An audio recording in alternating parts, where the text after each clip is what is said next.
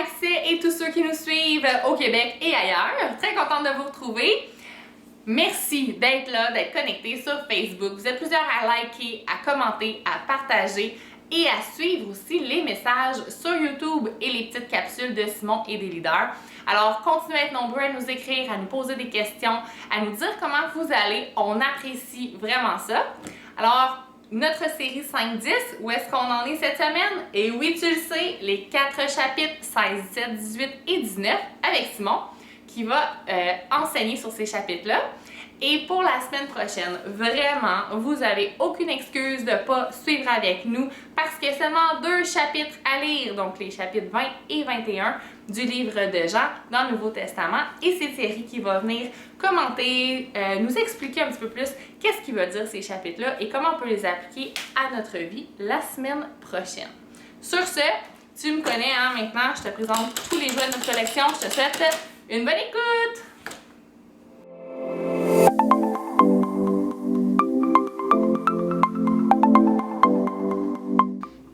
Salut à tous ceux qui nous suivent et qui s'ajoutent à nous à la maison en ligne. Dans mon dernier message, j'avais parlé que moi et ma femme, nous avons fait notre voyage de noces à Bali, en Asie, dans le sud.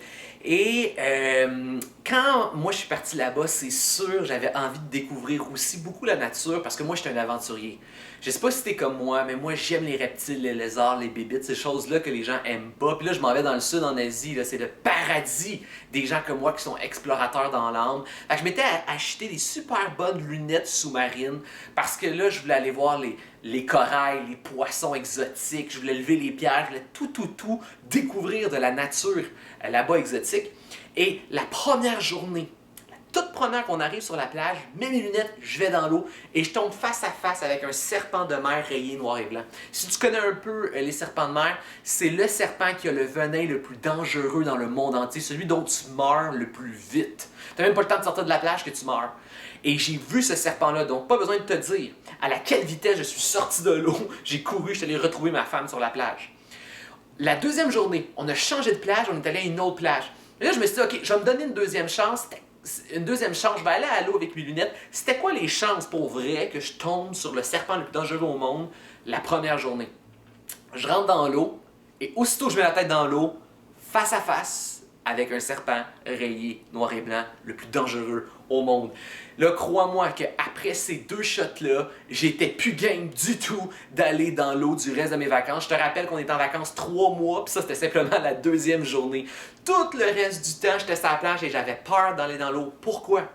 Parce que je savais maintenant qu'est-ce qu'il y avait sous l'eau. Mes lunettes de plongée n'ont pas inventé le danger. C'est simplement, ils ont révélé quelque chose qu'on ne voit pas, qui était caché, caché superficiellement au-delà de la mer, mais qui était sous l'eau, quelque chose qui se cache sous l'eau. De la même manière, il y a des situations dans nos vies qui ont tendance à révéler des affaires, des choses essentielles, fondamentales qui étaient cachées.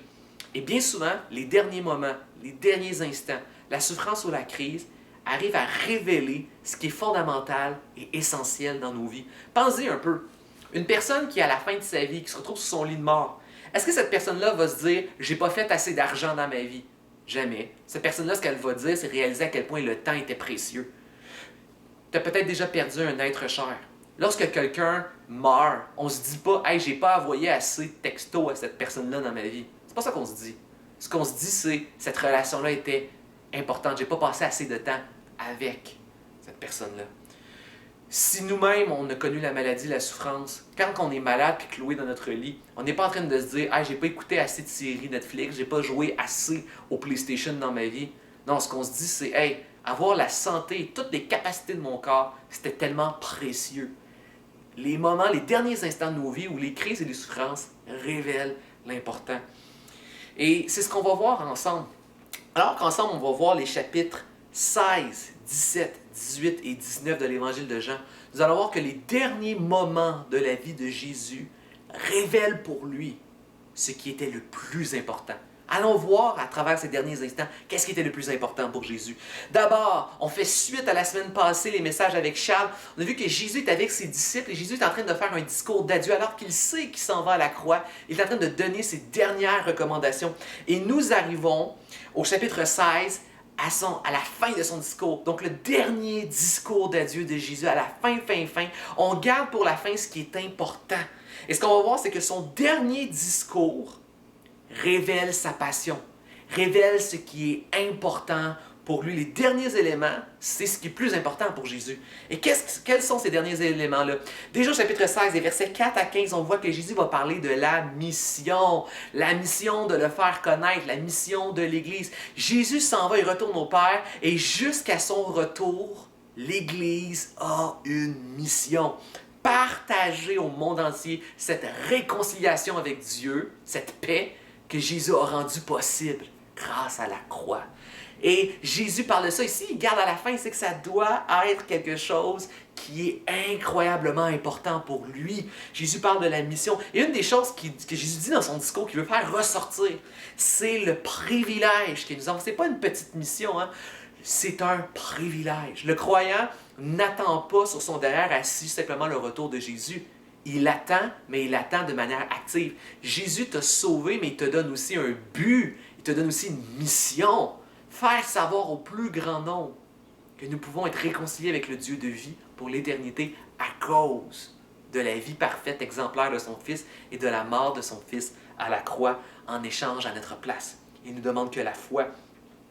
Je ne sais pas si tu écoutes un peu Netflix. Il y a une série sur Netflix que c'est l'exemple contraire justement de ce que Jésus veut nous faire réaliser. C'est un concept américain où lorsque tous les présidents et les hommes politiques et tout ça se réunissent pour les lois, la gouvernance, tout ça, ils vont prendre une personne qui a été sélectionnée et elle doit se tenir, elle doit être dans une pièce séparée au cas où il y aurait un attentat terroriste et que tous les hommes politiques meurent en même temps. Ça serait elle qui deviendrait le président des États-Unis à la place.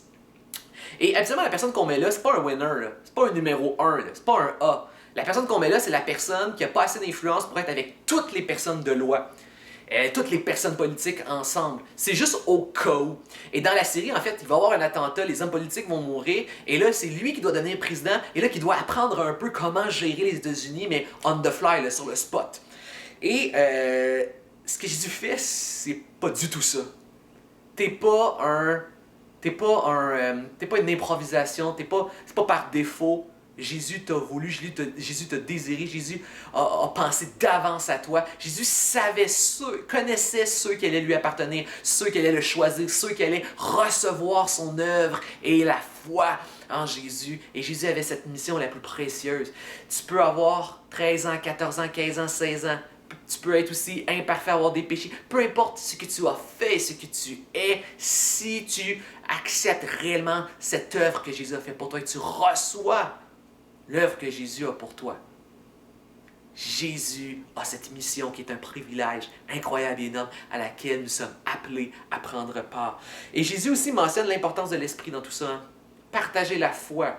C'est intimidant, ça fait peur, c'est difficile, ça demande de la foi. Nous avons besoin de réaliser que l'Esprit de Dieu qui vit en nous, nous avons besoin de son aide, de son soutien lorsque nous faisons cette mission de partager la bonne nouvelle de Jésus-Christ parce que c'est un acte de foi. Jésus va mentionner que c'est le Saint-Esprit qui convainc de péché et c'est le Saint-Esprit qui conduit dans la vérité. Qu'est-ce que ça veut dire? On peut partager notre témoignage, on peut parler de Jésus, on peut connaître des super bons arguments pour débattre et faire connaître Jésus, mais ultimement, c'est une œuvre dans le cœur. C'est spirituellement, la personne doit réaliser qu'elle est pécheur, qu'elle est imparfaite, qu'elle est séparée de Dieu. C'est ce qu'on appelle la mauvaise nouvelle. Nous sommes séparés de Dieu, destinés à la mort, mais que Jésus nous conduit dans la vérité, que Jésus est Jésus est la solution, qu'il est venu être parfait à notre place, mourir à notre place et qui nous permet d'être réconciliés et nous donner la vie éternelle. Mauvaise nouvelle, séparé de Dieu. Bonne nouvelle, Jésus est la solution. Et c'est le Saint-Esprit qui fait ça, cet acte de convaincre de péché, de conduire dans la vérité, de nous aider à exposer la mauvaise nouvelle et présenter Jésus la bonne nouvelle. C'est un acte de foi que nous devons faire avec l'Esprit de Dieu. Mais la mission est un privilège que Jésus nous permet de prendre part. Et c'est tellement important que c'est l'un des derniers points que Jésus parle. Et Jésus en vient à son tout dernier point, qui est celui de la joie. Le chapitre 16, le dernier discours de Jésus, s'achève en parlant de la joie. Parce que oui, nous attendons le retour de Jésus, nous attendons son retour avec la mission. Avant qu'il revienne, on doit le partager au plus grand nombre. Mais Jésus, à travers cette vie imparfaite dont Jésus est venu nous sauver, à travers la souffrance, à travers les inquiétudes et tout cela, Jésus veut être une source de consolation, une source de joie, une source de reconnaissance qui nous donne la drive nécessaire pour faire la mission en attendant son retour. Jésus veut nous léguer sa joie. Jésus veut donner une joie dans les afflictions, une joie dans toutes les souffrances que l'on peut vivre au quotidien. T'as envie des souffrances à la maison, t'as envie des souffrances à l'école et au travail, t'as envie probablement peut-être même présentement des inquiétudes, des stress, des pleurs, des angoisses, peut-être des pleurs dans la nuit que personne ne connaît à part toi. Nous vivons des inquiétudes. Jésus veut nous donner une joie. Pourquoi? Parce que chaque fois qu'on vit une souffrance, on peut venir devant Dieu et prendre le temps de réaliser que cette souffrance que nous vivons, c'est justement pourquoi Jésus est venu. Notre souffrance, c'est le pourquoi de Jésus est venu dans ce monde, pourquoi il a souffert, pourquoi il a vécu d'une manière exemplaire, pourquoi il est mort, pourquoi Jésus a fait tout ce qu'il a fait à cause de toutes ces souffrances que tu vis dans ton quotidien. Chaque souffrance que l'on vit, ça nous fait réaliser justement de quoi Jésus est venu nous libérer. C'est de ça justement que Jésus est venu te libérer, cette souffrance-là. Chaque souffrance aussi est un temps pour réaliser que Jésus est venu nous libérer de pire que ça. Il y a pire que nos afflictions quotidiennes. Il y a le fait d'être séparés éternellement loin de Dieu. Et c'est de ça, ultimement, que Jésus est venu nous libérer. Et chaque souffrance il y a une joie et une consolation de réaliser qu'elles sont temporaires. Dans chaque souffrance devant Dieu, on peut prendre le temps de réaliser que c'est temporaire. La Bible déclare qu'un jour, lorsque Christ va revenir établir son royaume, toute larme va être essuyée et effacée. Toute souffrance qu'on a vécue seront oubliées, effacées, et plus jamais aucune forme de souffrance, quelle qu'elle soit, n'existera. Peut-être que tu es marqué par certaines souffrances que tu penses qu'elles sont indélébiles, qu'elles ne s'effaceront jamais, des blessures qui ne disparaîtront pas. Un jour, toute souffrance sera effacée, toute larme essuyée, et tout mot sera oublié à jamais. Et ils n'existeront plus. Promesse de la parole de Dieu au retour de Jésus. Donc, Jésus veut être une joie, une consolation dans la souffrance. Jésus veut être une joie, une consolation pour nous dans les attaques. Il sait que son Église va être attaquée à cause de la foi parce que le monde s'oppose à l'œuvre de Dieu. Et ce que Jésus dit, c'est soyez dans la joie. Lorsque les gens te rejettent, se moquent ou te persécutent à cause de ta foi, ce n'est pas personnel, c'est pas toi. C'est justement parce que tu es accroché à Jésus que tu le rejettes. C'est pas toi qui le rejettes, c'est Jésus en toi. Donc si les gens te rejettent, c'est que tu dois réellement être attaché à la vraie chose parce que la vraie chose dérange. Si tu veux être real, vrai, radical, attaché à Jésus, c'est normal qu'il y aura une certaine forme de rejet. Donc, joie dans les afflictions, joie dans les attaques, joie dans la confiance dans la prière qu'il nous laisse.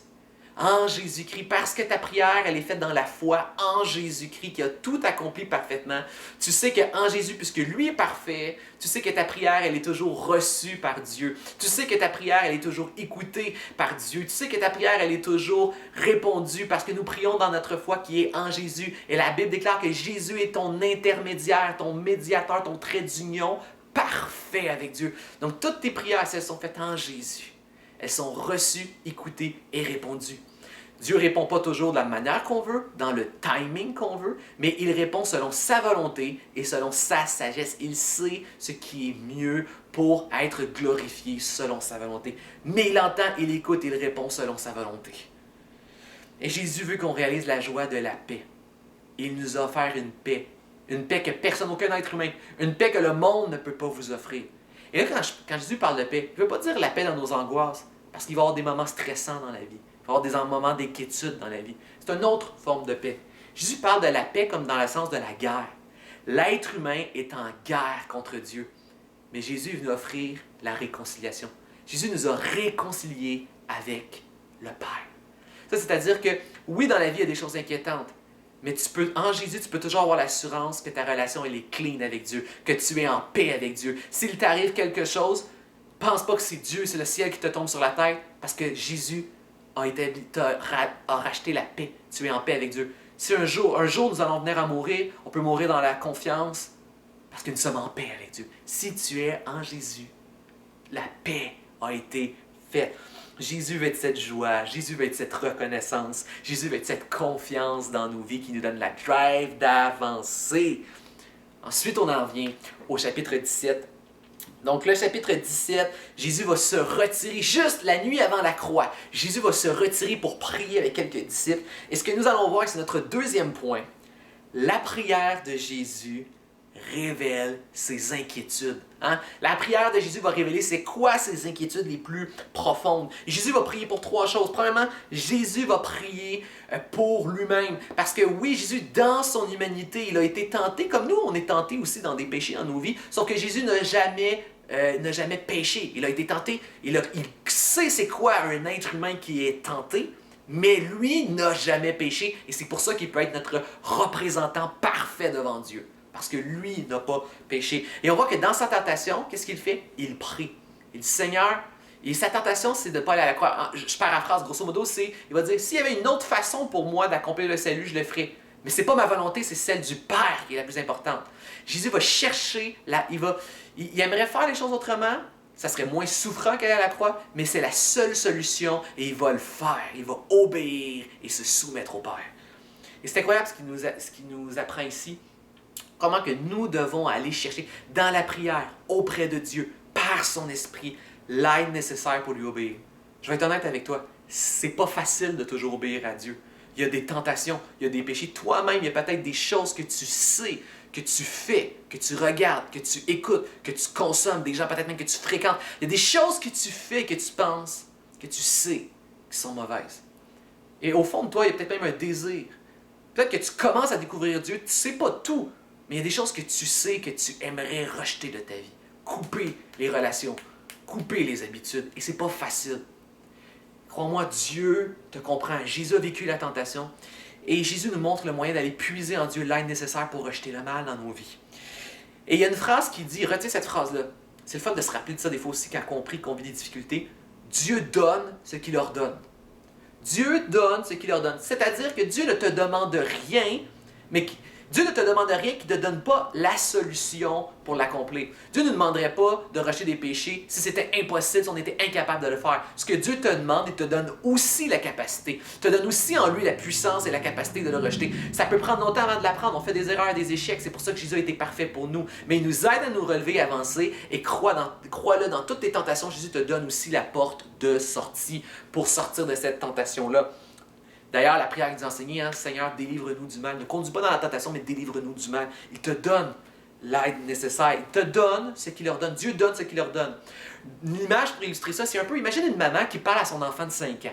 Et elle dit à son enfant de 5 ans, 5 ans c'est un peu jeune. Elle parle à son enfant de 8 ans. Et elle dit à son enfant de 8 ans, va au coin de la rue, au dépanneur, acheter du beurre ou de la margarine pour le repas, je dois cuisiner.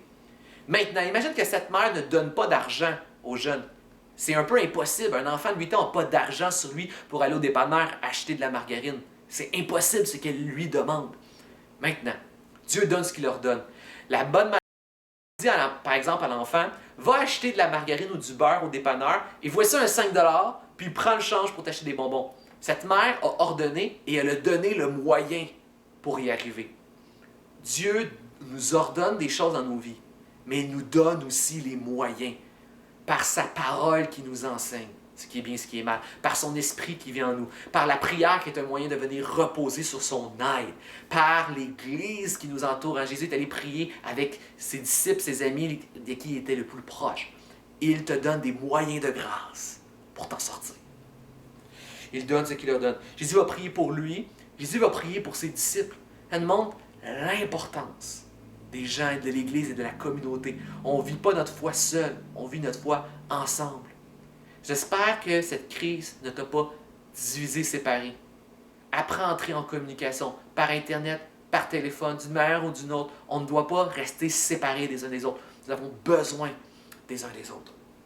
Il prie pour sa tentation, il prie pour ses disciples et il prie pour nous. Jésus va prier pour ses disciples présents, mais il va penser à tous les disciples qui vont venir dans le futur. Jésus a prié pour l'Église d'avance, oui. Jésus a prié pour toi et pour moi dans le jardin avant d'aller à la croix. Il a pensé à nous. Et voici ce que Jésus va prier pour ces personnes.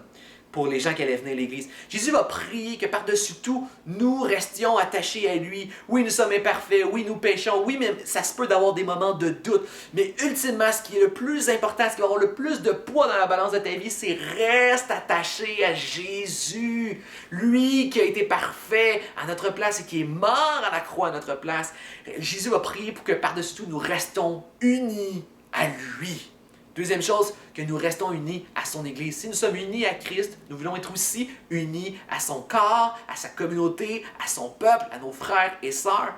Donc, reste unis à Christ, mais reste unis à Christ en restant unis à son Église. Et en ce moment, c'est peut-être la période la plus difficile. Peut-être que déjà, tu trouvais ça difficile, toi, d'être uni à l'Église, d'être uni le dimanche matin, à la jeunesse, de peut-être être impliqué, servir à des endroits. Peut-être que tu trouvais ça, c'était déjà un défi d'être uni au corps de Jésus, uni à son Église.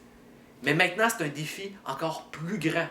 Parce qu'il faut rester connecté avec les messages en ligne, la page Facebook de Accès, la chaîne YouTube de Accès, les rencontres Zoom les vendredis soirs à 19h avec le lien de Accès. Peut-être que ta famille se réunit les dimanches matins dans le salon pour écouter le culte familial le dimanche matin. Il y a les numéros de téléphone, les textos, il y a le Messenger de Accès. Il y a plein de façons de rester connectés les uns avec les autres, avec l'Église et les groupes de jeunesse et les leaders. Mais il faut redoubler de mesures, redoubler de force et d'efforts pour rester connectés les uns avec les autres parce que c'est difficile présentement. C'est difficile de rester connectés. Restons unis à Jésus. Restons unis à son corps, à son peuple, à son Église pour qu'un jour, c'est la troisième chose que Jésus a prié, que nous soyons un jour tous réunis pour l'éternité ensemble. Le peuple de Dieu avec Jésus dans le royaume parfait de Dieu pour l'éternité, nous serons réunis. Ça, c'est notre consolation, notre joie et notre espérance. Ensuite, à la fin de ce temps de prière dans le jardin, les gardes vont venir pour saisir Jésus. Au chapitre 18, on va saisir Jésus, on va l'amener devant un procès et on va le condamner à mort à la croix. Et ça nous amène à notre troisième point. Les derniers gestes de Jésus révèlent sa souveraineté. C'est-à-dire que dans le pire moment de l'histoire de Jésus, dans le pire moment de l'histoire de l'univers, de la cosmologie, où le Dieu créateur s'est trouvé enchaîné, blessé et tué par sa propre création, il s'est laissé faire par amour, même dans le pire moment de l'histoire de la création, Jésus était souverain et en contrôle de tout. Jésus lui-même le dit, hein, personne ne prend la vie de Jésus. Jésus donne et offre sa vie. Regardez comment dans tous les détails, Jésus est complètement souverain. Lorsque les gardes viennent saisir Jésus, ça nous dit que lorsque Jésus va dire « c'est moi », ils vont tomber à terre. Et Jésus pourrait, il y a une porte de sortie, hein, il pourrait s'en aller, mais il reste.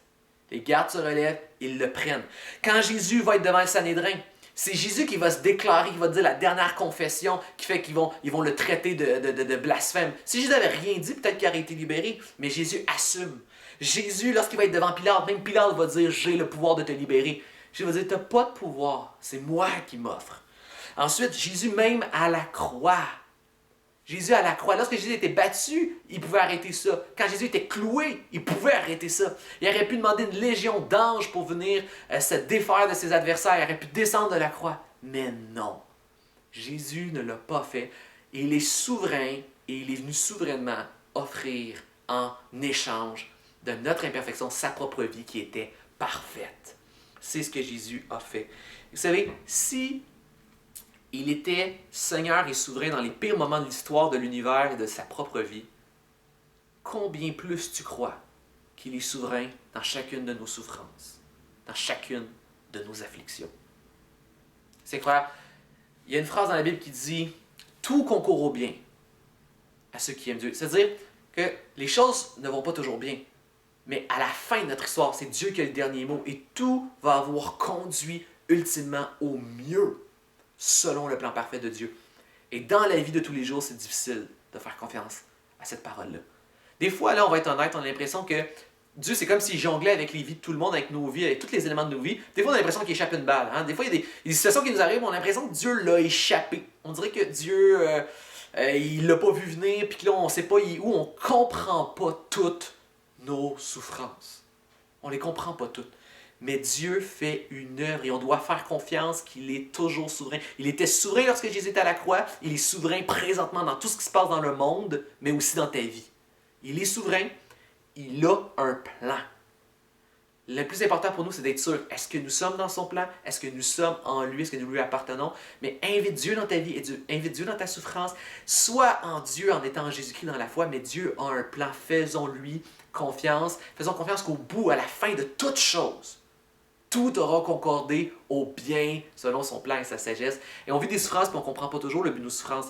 Ça fait penser un peu à ce gars qui s'appelle Lee Strobel, c'est un journaliste, et sa job, c'est de défendre la foi chrétienne. Il y a même un film sur lui sur Netflix, si jamais ça t'intéresse d'aller écouter. Et lui, il raconte un moment donné, c'est ce chasseur qui se promène dans la forêt, il va voir un ours qui est blessé dans... Tu sais, un piège à ours, là, c'est dentelé, ça se ferme, et il voit que l'ours a besoin d'aide, sinon il va mourir. Et là, il veut s'approcher de l'ours, il veut aider l'ours, mais parce que l'ours a une intelligence limitée, il comprend pas l'ours qui est en train de se faire aider. Alors l'ours, il est violent, il est méchant, il aime pas le chasseur, et ça lui a pris vraiment beaucoup de temps pour amadouer l'ours et ouvrir le piège. Je dis quand il essaie de l'ouvrir, ça lui fait mal à l'ours, mais l'ours comprend pas que la souffrance qu'il vit, c'est un temps nécessaire, temporaire, pour le libérer d'une plus grande souffrance qui serait la mort. Il veut le libérer de la mort. Et c'est ce que Jésus fait dans nos vies. Des fois, il y a le monde, hein, c'est les dents de ce piège à ours, un monde pécheur, en désordre, chaotique, rempli de souffrances et de mauvaises choses qui nous font souffrir. Et Jésus est en train de travailler son plan pour nous libérer éternellement. Et on est comme l'ours, on ne comprend pas tout ce que Dieu est en train de faire, mais on ne comprend pas que nos afflictions, nos souffrances sont temporaires, que Dieu, malgré tout, on ne s'en rend pas compte, comme ce chasseur qui est en train de travailler dans notre vie pour nous donner une plus grande liberté, une plus grande libération, qui est la vie éternelle parfaite avec lui. Et ultimement, la plus grande des souffrances, c'est lui qui l'a pris sur ses épaules. C'est lui qui l'a vécu. Et c'est ça qui est incroyable. C'est ça qui est incroyable avec tout ça, c'est de réaliser que Christ était souverain, même dans le pire moment de sa vie et de l'histoire de l'univers. Et ensuite, ça nous amène au chapitre 19, qui est le moment de la crucifixion de Jésus sur la croix. Et ce qu'on voit, c'est que la dernière heure de Jésus nous révèle sa seigneurie. Il est Seigneur, il est souverain, et il est notre Sauveur. À la croix, c'est incroyable tout ce qui va se passer. À la croix, nous avons le disciple bien-aimé qui est là. Et le disciple bien-aimé est témoin de l'œuvre de Christ. Toutes les promesses de Jésus sont réalisées. À la croix, l'eau de la vie, l'eau vive qui coule de son côté que Jésus avait prophétisé. Symboliquement, Jésus, réellement, il y a l'eau vive qui coule de lui. À la croix, Jésus remet son esprit, remet l'esprit de Dieu qui vit en chacun des chrétiens. À la croix, Jésus va déclarer ce disciple bien-aimé qui peut représenter tous les disciples qui aiment et qui mettent leur foi en Jésus. À la croix, Jésus va déclarer le disciple bien-aimé son frère. Lorsque tu mets ta foi en Jésus, à la croix, tu reçois l'eau de la vie éternelle. À la croix, tu reçois son esprit qui te donne un cœur nouveau, une vision nouvelle. À la croix, tu es déclaré réellement le frère de Dieu, le frère de Jésus, enfant de Dieu, bien-aimé en qui il a mis toute son affection. À la croix, le Romain va dire, certainement, il était réellement le Fils de Dieu. À la croix, il y avait un pécheur à côté, qui méritait de mourir, qui est pécheur, qui a fait des crimes, mais qui a cru en Jésus, qui a mis sa foi en Jésus. Jésus va lui dire à la croix, aujourd'hui même tu seras dans le paradis. À la croix, si tu mets ta foi en Jésus qui est allé à la croix à ta place, instantanément tu as la vie éternelle, instantanément tu es promu un jour au paradis. À la croix, tu es déclaré enfant de Dieu bien-aimé avec un esprit nouveau avec l'eau de la vie éternelle et le paradis promis. Tout ça se déroule en un instant au pied de la croix, celui qui met sa foi complètement en Dieu. Jésus est Seigneur et souverain et il est Sauveur. Mais Jésus, on le prend au complet ou on le prend pas. Il y a des gens qui veulent Jésus Sauveur, mais qui ne veulent pas Jésus Seigneur. Mais tout ça, ça va ensemble. Ça ne bouge pas. Jésus est Seigneur de tout dans ta vie. On lui donne tout. Ou il n'est pas Seigneur du tout. Jésus est Seigneur de tout ou il n'est pas Seigneur du tout. Et Jésus doit être Seigneur de tout si tu veux qu'il soit aussi Sauveur de toute ta vie. Tu sais, je ne peux pas dire à ma femme, Miji, je vais être fidèle à 99%. 99% de l'année, je vais être fidèle, mais 1% de l'année, je vais être infidèle. Ça ne marcherait pas. Je ne dormirai plus dans le lit, je vais dormir sur le divan du salon.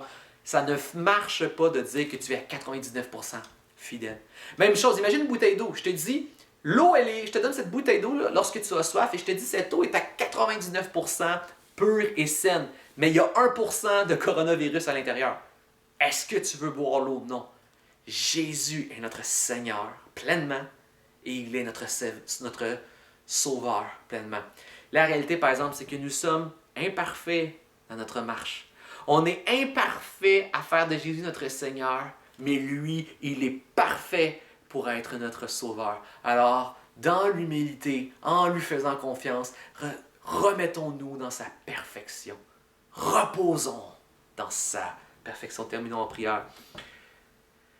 Merci Seigneur pour ta grâce de venir à nous parce qu'on ne pouvait pas aller à toi, d'être parfait parce que nous étions imparfaits, de nous donner la vie éternelle alors que nous sommes destinés à la mort.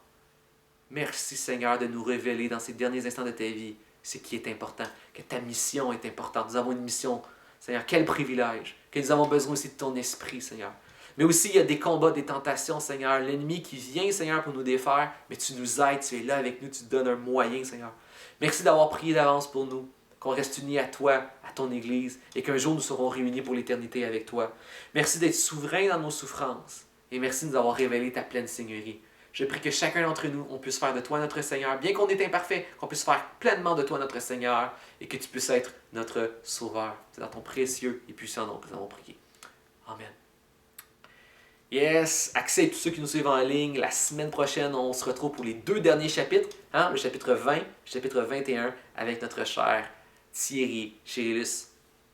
À la semaine prochaine.